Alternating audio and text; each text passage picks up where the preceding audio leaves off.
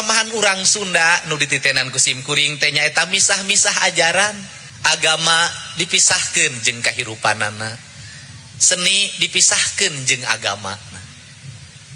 Padahal lamun ditalungtik naon nu diajarkeun ku kolot urang anu ngawangku dinu falsafah kahirupan sapopoe saestuna mapan eta teh filsafat, saestuna mah ajaran agama.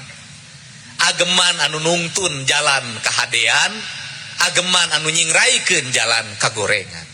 Dina jelema geus poho kana filsafat, loba kanu filsafat barat kuring mah geus nalungtik. Rek Sokrates, rek Plato, rek saha wae oge moal bisa ngunggulan falsafahna urang Sunda.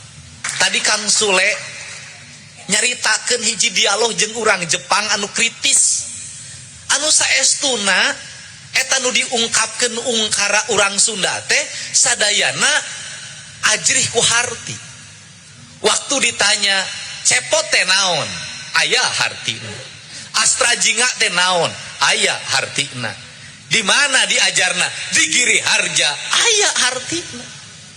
Giri Leuweung raja teh karaharjaan hirup, subur makmur gemah ripah repeh rapi, reaketan reaketon buncir leuit loba duit, bro di juru bro dipantau ngalayah di tengah imah, masyarakatna sareundeuh saigel sabobot sapihanean, kacai jadi saleuwih ka darat jadi salogak, kalimat sate kalimat manunggal nu ngahijikeun, nu ngajirim nu ngajeng nu ngajirimkeunana, cai jeung taneuhna, taneuh jeung anginna, angin jeung panan poena, hirup jeung huripna, eta teh dihijikeunana ku kalimat sa teh kalimat tunggal nu ngamanunggalkeun, eta teh falsafah bertuhanna urang Sunda anu moal bisa eta falsafah dipotongkeun ku ajaran manawe oge.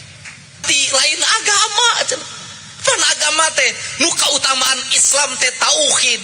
Ari tauhid teh manunggal diri jeung Gustina, teu nganggap Gusti makhluk, tapi Gusti Khalik anu ngawasa sadaya alam jagat gede, jagat leutik saur Kang Godi, alam karasa jeung alam teu karampa, alam ayeuna jeung alam baheula malah Sunda mah teu dipisahkeun alam teh, alam bihari, alam kiwari jeung alam poisuk teh kan ngahiji disebutna kalanggengan.